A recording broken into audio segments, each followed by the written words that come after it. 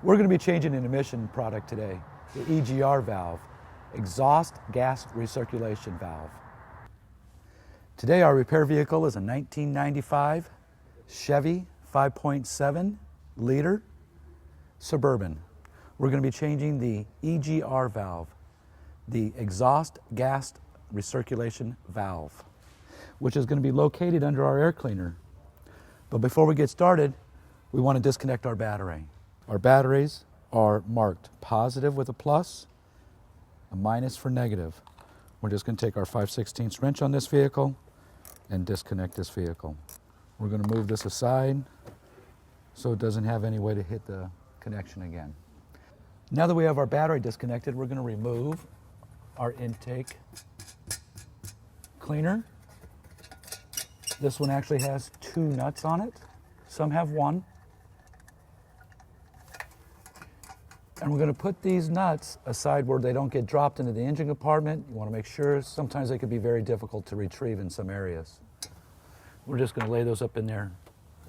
We're going to disconnect our air intake and remove our air cleaner and set it aside. We're going to be replacing the EGR valve, which is located right next to our throttle body. We're going to be removing the electrical connections here and here so we can gain access to our bolts. We're going to be removing this vacuum line and this vacuum line.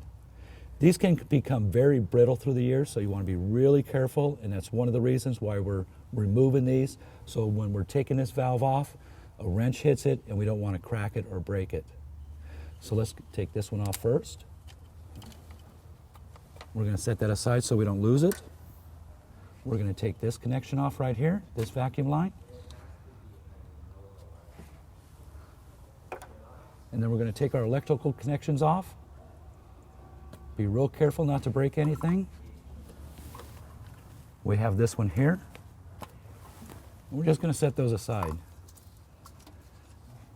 Now we've actually gained access to our nuts. Sometimes these are installed with bolts. This one happens to be installed with nuts, and it appears to be a 13 millimeter. What we're going to do is we're going to take our wrench and loosen these up. Be careful not to get them lodged down into the intake area. Again, they can be very difficult to get back. There's a lot of nooks and crannies in here. You want to be real careful not to lose anything or break anything.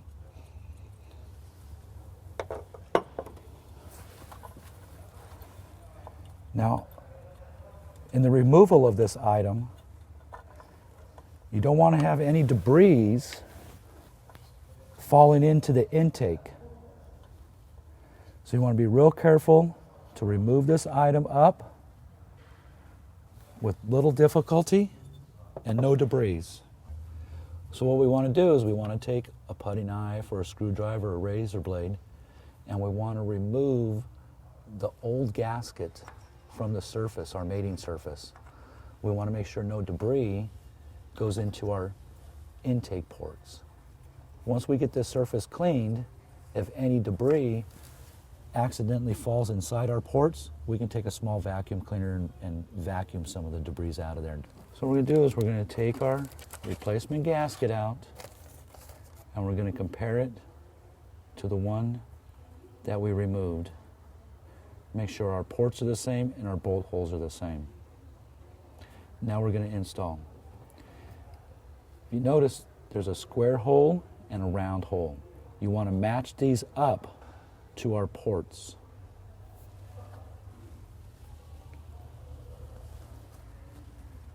Now that we replaced our gasket and we cleaned our gasket surfaces and everything, we do not want to push any debris or use any solvents on this that may push debris into the intake. And we never want to use any kind of solvents like carb cleaner or brake cleaners or anything like that on any kind of product, or like the diaphragms or any of our wire harnesses or anything that can make them dry and brittle and not function properly. So now that we have our replacement EGR valve, we're just going to set this in there. We're going to line up our bolt holes. We're going to take our bolt, our nut, Some of these have bolts, and we're going to install that.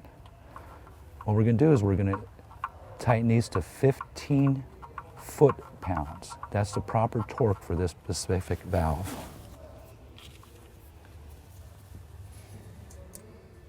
What we're going to do is we're going to connect our connections, make sure no dirt or debris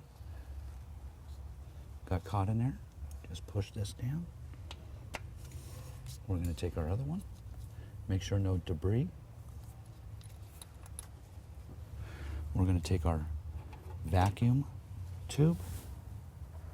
We're going to hook it up to our EGR valve into its proper location.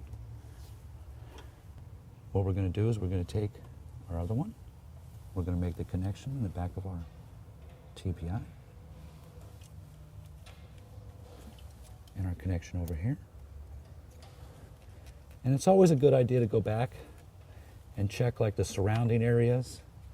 Make sure nothing came loose while we were changing out our EGR valve. You know, just a simple inspection. Now we're ready to install our air cleaner. We're just going to slide this over. It's a good idea to take off the lid and check the position. There's a little notch inside. Put our cover back on. Get our wing nuts.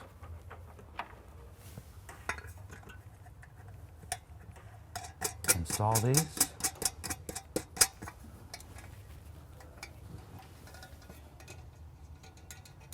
I like to maybe leave them a little loose till I get everything else connected. So we're going to put on our plastic part, and then we're going to come up underneath here, and we're going to make sure that our static tube is connected. This comes from our exhaust manifold to the underside of our air cleaner.